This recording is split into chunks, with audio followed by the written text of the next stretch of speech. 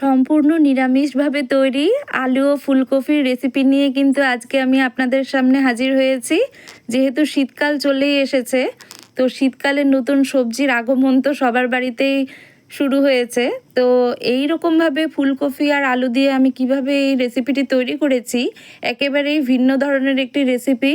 নিরামিষ দিনে কিন্তু খুবই ভালো লাগবে এটি খেতে।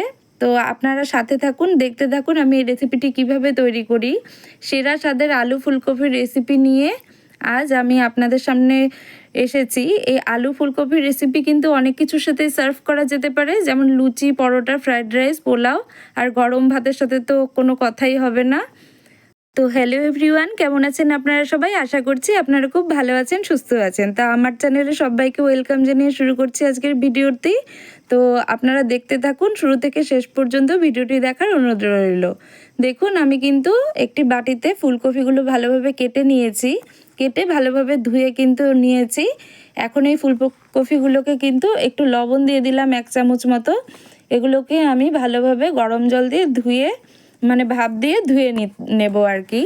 তো এখন এখানে আমি দিয়ে দিচ্ছি ফুটন্ত গরম জল। তো আমি গরম জলটা আগে থেকে রেডি করে রেখেছিলাম। এখন এই কফিতে দিয়ে একটু লবণও যেহেতু এখানে দিয়ে দিয়েছি, তো এইভাবে আমি প্রায় 10 থেকে 15 মিনিট মতন রেখে দেব। তো ভালোভাবে লবণ দিয়ে এটাকে নিয়েছি, যাতে এটার কোনো একটা কীটনাশক সার তো ইউজ করে এই কফিতে, তো সেটার গন্ধটাও কিন্তু বের হয়ে যাবে। তা এইভাবে আমি জল দিয়ে ভালোভাবে ধুয়ে ঢাকনা চাপা দিয়ে রাখছি কিছুক্ষণের জন্য। তো ভালোভাবে জল দিয়ে এভাবে ঢাকনা চাপা দিয়ে কিন্তু আমি প্রায় 15 থেকে 20 মিনিট মতন রেখেছি। তো এই যে দেখুন, 15 থেকে 20 মিনিট পর কিন্তু এরকম পর্যায়ে চলে এসেছে। জলটার কালারটাও দেখুন একটু হালকা সবুজ সবুজ মতন হয়ে গেছে। তো ওটাকে আমি জলটাকে ফেলে ঝরিয়ে নেব। তো ঝরিয়ে নিয়ে আমি এখানে চলে এসেছি ফুলকপিগুলোকে ভেজে নেওয়ার জন্য। তো একটি কড়াইতে আমি সর্ষের তেল দিয়ে দিয়েছি, আর ভালোভাবে জল ছেঁকে নিয়ে কিন্তু কপিগুলো দিয়ে দিলাম। তো সাথে আমি আলুও দিয়ে দিলাম ফুলকপির সাথে। আমি কিন্তু একটু বড় বড় সাইজ করেই আলুগুলোকে কেটে নিয়েছি। আমি ফুলকপি আর আলুটা কিন্তু একই সাথে তেলের মধ্যে প্রথমে ভেজে নেব। তো এইভাবে আগে থেকে ভেজে নিলে এটার স্বাদটাও কিন্তু খুব ভালো হয়। তাই চেষ্টা করবেন মশলা কষিয়ে নেওয়ার সময় ফুলকপিগুলো একেবারে না দিয়ে আগে থেকে এইভাবে একটু ভেজে তুলে নেওয়ার। তো এইরকমভাবে ফুলকপি কিন্তু আপনারা নিরামিষ দিনে কিন্তু বাড়িতে অনায়াসে বাড়িতে তৈরি করতে পারেন। এখন আমি দিয়ে দিচ্ছি 1 চামচের মতন হলুদ গুঁড়ো। হলুদ গুঁড়োটা অ্যাড করছি আমি ঠিকই, কিন্তু লবণ কিন্তু আমি এখানে একেবারেই অ্যাড করব না এখন, কারণ লবণ দিয়ে দিলেই কিন্তু কপি থেকে জল ছাড়া শুরু হয়ে যাবে, তখন কিন্তু ঠিক মতন ভাজা হবে না। আর হলুদ না দিলে আবার ঠিকঠাক ভাজা হয়েছে কিনা সেটাও বোঝা যাবে না, তাই একটু কিন্তু হলুদ দিতেই হবে। হলুদ দিয়ে ভালোভাবে এটাকে মিশিয়ে নেড়ে চেড়ে বেশ 10 মিনিট মতন এটাকে ভেজে নিতে হবে। এইভাবে ভেজে নিলে কফির যে একটা কাঁচা গন্ধ থাকে সেটাও চলে যাবে, আর এটা খেতেও কিন্তু খুব সুস্বাদু হবে। যে কোনো নিরামিষ দিনে বাড়িতে, অথবা বাড়িতে কোনো অকেশনে বা যে কোনো পুজো পার্বণে কিন্তু আপনারা এইরকম একটি রেসিপি রাখতে পারেন। তো এদিকে ভাজা হতে থাক, তো আমরা এদিকে একটি মশলা তৈরি করে নিই। তো ওদিকে ভাজা বসিয়ে দিয়েছি, এদিকে আমরা একটি মিক্সার গ্রাইন্ডারে মশলা করে নেব। তার জন্য এখানে 2 চামচ মতন আমি পোস্তদানা নিয়েছি। 2 চামচ পোস্তদানা এখানে দিয়ে দিলাম, আর দিয়ে দিব এখন মগজ। 4 মগজ নিয়েছি প্রায় 2 টেবিল চামচ মতো। তারপরে আমি এখানে নিচ্ছি কাজু বাদাম, প্রায় 4-5টা মতো কাজু বাদাম, আর দুটো কাঠবাদাম কিন্তু এখানে দিয়ে দিচ্ছি। আর 4টে কাঁচা লঙ্কা নিয়েছি, আর 1 ইঞ্চি মতো আদা নিলাম এখানে, আর দেব টমেটো। এখানে কিন্তু আমি একটা গোটা টমেটো ভালোভাবে কুচি করে নিয়েছি। এখন একটুখানি জল দিয়ে এটাকে কিন্তু একটা আমি মিহি পেস্ট তৈরি করে নেব। তো চলুন পেস্টটা তৈরি করে নেওয়া যাক। এই যে দেখুন, পেস্টটা কিন্তু তৈরি করে নিয়েছি। তো এইরকমভাবে কিন্তু আমি একটা মিহি পেস্ট তৈরি করে নিলাম। পোস্তটাও কিন্তু আগে থেকে ভিজিয়ে রাখার কোনো দরকার নেই, আপনারা চাইলে রাখতেও পারেন। তো এইভাবে একটি পেস্ট তৈরি করে আমি সাইডে রেখে দেব। আর এখন আমি ফোড়নের জন্য যেগুলো ব্যবহার করব, দেখুন গোটা গরম মশলা, শুকনো লঙ্কা, আর কিন্তু আমি ফোড়নে কিন্তু সাদা জিরেটা ইউজ করব। আর যেহেতু আমি এটা দই দিয়ে তৈরি করব, তো তো দই ফুলকপি যেহেতু তৈরি করছি এখানে আমি, সেহেতু দইটা কিন্তু মাস্ট। তো এখানে আমি আমার বাড়িতেই পাতা টক দই নিয়েছি প্রায় 3 টেবিল চামচ।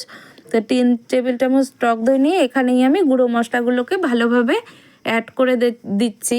এই দইটার সাথেই কিন্তু মিশিয়ে নেব। এখানে আমি গুঁড়ো মশলার মধ্যে দিয়েছি ধনে গুঁড়ো, জিরে গুঁড়ো, হলুদ গুঁড়ো আর সামান্য একটু কাশ্মীরি লঙ্কার গুঁড়ো এখানে দিয়েছি। তো এটাকে একটা হ্যান্ড উইক্সের সাথে ভালোভাবে মিশিয়ে আলাদা করে রেখে দেব। দুটো মশলাই রেডি হয়ে গেছে। এই দেখুন কফিটাও কিন্তু প্রায় ভাজা হয়ে এসেছে। এখন কিন্তু কফিটাকে আমি ভালোভাবে একটু নেড়ে চেড়ে কিন্তু একটা পাত্রে নামিয়ে নেওয়ার পালা। তো এখন আমি এটাকে একটি পাত্রে কিন্তু ধীরে ধীরে নামিয়ে নেব। দেখুন আমি কিন্তু ঠিক এইভাবে ভেজে নিয়েছি, খুব একটা বেশিও ভাজিনি আবার হালকা করেও ভাজিনি, হালকা একটু লালচে লালচে মতন করে শুধুমাত্র লবণ দিয়ে ভেজে নিয়েছি। এখন এই কড়াইতেই আমি আবারও একটু তেল দিয়ে দিলাম।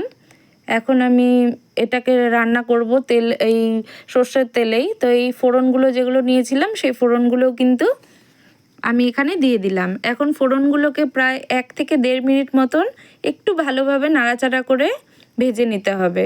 দেখুন ফোড়নটা ভাজা হয়ে গেছে। এখন আমি যে মিক্সার গ্রাইন্ডারে যে পেস্টটা তৈরি করে রেখেছিলাম সেই পেস্টটা কিন্তু এখন আমি এখানে দিয়ে দিচ্ছি। এই পেস্টটাকে কিন্তু ভালোভাবে নেড়েচেড়ে মিশিয়ে নিতে হবে। যেহেতু এখানে কাজু বাদাম বাটা আছে, কাজু বাদাম মগজ, এগুলো থাকলে কিন্তু একটু লেগে যেতে পারে নিচে। তো সেই ক্ষেত্রে কিন্তু গ্যাসের ফ্লেমটা একটু লো করে ভালোভাবে নেড়ে নিতে হবে। তারপর কিন্তু আমি এই টক দইয়ের সাথে যে গুঁড়ো মশলাগুলো অ্যাড করে রেখেছিলাম একটি বাটিতে, সেটাও কিন্তু এখন এখানে আমি একই সাথে মিশিয়ে ভেজে নেব। তো একবারেই আমি অ্যাড করে দিলাম এখানে গুঁড়ো মশলাগুলো আমি ডাইরেক্টও দিয়ে দিতে পারতাম, তবে যেহেতু টক দই এখানে ইউজ করছি তাই মনে হলো টক দইয়ের সাথে মিশিয়ে নিয়ে করলেই ভালো হবে। আপনারাও চেষ্টা করবেন জল অথবা দই যদি দেন রান্নাতে তাহলে সেটার সাথে মিশিয়ে ব্যবহার করতে, তাহলে কিন্তু মশলাটা পুড়ে বা কালো হয়ে যাওয়ার চান্স একেবারেই থাকবে না। ঠিক এইভাবে সামান্য একটু জল দিয়ে দিয়ে কিন্তু মশলাটাকে খুব ভালোভাবে মিশিয়ে নিতে হবে। এই সময় আমি এখানে দিয়ে দিচ্ছি 1 চামচ লবণ। যেহেতু কফি ভাজার সময় আমি সেখানে একেবারে লবণ অ্যাড করিনি, শুধুমাত্র আমি হলুদ দিয়ে ভেজে নিয়েছি। তো এইভাবে মিক্সার গ্রাইন্ডারের যে মশলা ধোয়া জল ছিল সেই জলটাও আমি এখানে অ্যাড করে দিলাম। এইভাবে কিছুক্ষণ পর পর একটু একটু করে জল দিয়ে ভালোভাবে যদি মশলাটাকে কষিয়ে নেওয়া যায় তাহলে কিন্তু রান্নার টেস্টটা অনেকটাই ভালো হয়। তো আপনারা চেষ্টা করবেন মশলা কষানোর সময় একটু হাতে সময় নিয়ে একটু একটু জলের ছিটা দিয়ে মশলাটাকে ভালোভাবে একটু সময় নিয়ে কষিয়ে নেওয়ার। তো দেখুন মশলাটা কষিয়ে নেওয়া হয়ে গেছে। এখন আমি যে ভেজে রাখা কফিগুলো তুলে রেখেছিলাম একটি পাত্রে, সেই কফিগুলো কিন্তু আমি এই মশলার সাথে ভালোভাবে মিশিয়ে নিচ্ছি। তাই এই কফিগুলো কিন্তু এই মশলার সাথে ভালোভাবে কষিয়ে নেব আমি এখানে, তাহলে কিন্তু এই কফিগুলোর মধ্যে ভালোভাবে মশলাটা মিশে যাবে আর রান্নার টেস্টটাও কিন্তু এতে খুব ভালো হবে। তো আমি আবারও আরেকটু লবণ এখানে অ্যাড করলাম। আপনারা অবশ্যই কফির কোয়ান্টিটি অনুযায়ী কিন্তু লবণ নিজেদের স্বাদ অনুসারে অ্যাড করে দেবেন। যে যেমন নুন চিনি পছন্দ করেন সেইভাবে কফির পরিমাণ অনুসারে অ্যাড করে দেবেন। তা আমি এখন এখানে জল অ্যাড করে দিলাম। আমি কিন্তু একদম ফুটন্ত গরম জলটাই এখানে ইউজ করছি। আমি কিন্তু রান্নাতে বেশিরভাগ সময় গরম জলটাই ইউজ করার চেষ্টা করি। তা আপনারা চেষ্টা করবেন গরম জলটা ইউজ করার, এতে করেও কিন্তু রান্নার টেস্টটা খুব ভালো হয়। তা এখন আমি জলটা দিয়ে ভালোভাবে নেড়েচেড়ে ফুটে আসা পর্যন্ত অপেক্ষা করব। আপনারা কিন্তু অনেকেই অনেক রকমভাবে এই ফুলকপির রেসিপি বাড়িতে তৈরি করে থাকেন। অন্তত একবার আমার মতন এইভাবে একবার তৈরি করে দেখবেন বাড়িতে। আশা করছি পরিবারের ছোট থেকে বড় সকলেরই খুব পছন্দ হবে। আর যে কোনো নিরামিষ দিনে বা বাড়িতে যে কোনো অকেশনে, এখন যেহেতু শীতকাল চলে এসেছে, এখন তো বাজারে সবসময় অ্যাভেলেবেল কফি থাকবেই। তো আপনারা কিন্তু এই রকমভাবে কফির রেসিপি তৈরি করতে পারেন। তো দেখুন আমি এই সময় দিয়ে দিলাম 1 চামচ মতন গুঁড়ো গরম মশলা আর দিয়ে দিলাম 1 চামচ মতন ঘি। এই ঘিটা কিন্তু আমার বাড়িতেই তৈরি করা। আমি ডেসক্রিপশন বক্সে এটার লিঙ্ক দিয়ে দেবো, আমার চ্যানেলে এটার ভিডিও আছে, সেটাও আপনারা দেখে নিতে পারেন।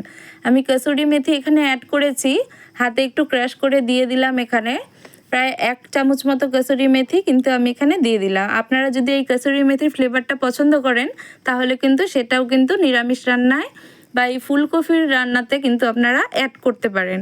এই ফ্লেভারটা কিন্তু আমার খুবই ভালো লাগে, তাই আমি নিরামিষ রান্নায় চেষ্টা করি এই কসুরি মেথিটা অ্যাড করার। তো রান্নাটা আমার হয়ে গেছে, এখন আমি ঢাকা দিয়ে রাখবো প্রায় 10 মিনিট মতো। তো 10 মিনিট পরে দেখুন এটা কিন্তু একেবারে রেডি হয়ে গেছে আমাদের আলু ফুলকপির মানে রেসিপিটা।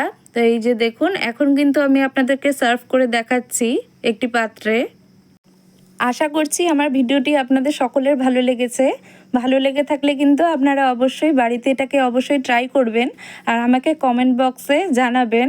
আর যদি ভালো লেগে থাকে ভিডিও প্রচুর শেয়ার করবেন। আর আমার চ্যানেলে নতুন এসে থাকলে চ্যানেলটিকে কিন্তু অবশ্যই সাবস্ক্রাইব করে দেবেন। আর পাশে থাকা বেল আইকনে কিন্তু অবশ্যই প্রেস করে রাখবেন, তাহলে যখনই আমি আমার চ্যানেলে কোনো ভিডিও পোস্ট করব অথবা লাইভে আসব, তাহলে কিন্তু আপনারা নোটিফিকেশন পেয়ে যাবেন। অনায়াসে আমার এইরকম সহজ রেসিপি আপনারা দেখতে পারবেন। আর এই দেখুন আমার কিন্তু এটি একেবারে তৈরি হয়ে গেছে। আপনারা কিন্তু এটা ফ্রাইড রাইস, পোলাও বা গরম ভাতের সাথেও সার্ভ করতে পারেন। আর লুচি, রুটি, পরোটা যে কোনো কিছুর সাথে কিন্তু আপনারা এই রেসিপিটি সার্ভ করতে পারেন। আর বাড়িতে যদি কোনো নিরামিষ অকেশন থাকে বা পুজো পার্বণ থাকে, তাহলেও কিন্তু আপনারা এইরকম একটি রেসিপি সাথে রাখতেই পারেন খাদ্য তালিকায়। তো আমার ভিডিও যদি ভালো লেগে থাকে তাহলে অবশ্যই কমেন্ট বক্সে জানাবেন। তো ভিডিও ভালো লাগলে অবশ্যই লাইক শেয়ার করবেন আর চ্যানেলটিকে সাবস্ক্রাইব করে দেবেন। ধন্যবাদ।